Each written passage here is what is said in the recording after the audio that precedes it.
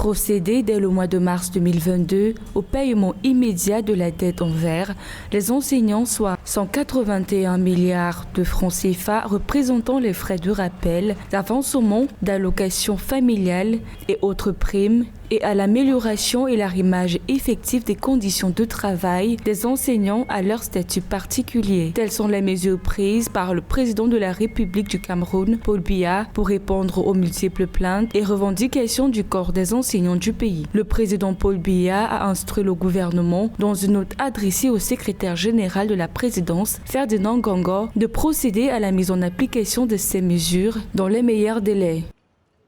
Je tiens tout d'abord à rappeler que ces annonces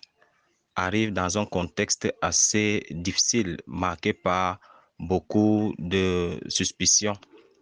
parce que ce n'est pas la première fois que nous avons ces grandes annonces. En grève depuis 3 semaines, les enseignants camerounais se plaignent de la non-redevance de l'État qui ne s'acquitte pas entièrement de ses responsabilités vis-à-vis du corps enseignant. Ce mouvement de grève, initié depuis le 21 février 2022, se caractérise par l'arrêt de la dispense des cours ainsi que l'organisation des manifestations publiques dans les établissements scolaires et dans quelques lieux publics. Il faut dire que ces mesures prises par le gouvernement sont d'une part une manière de décrisper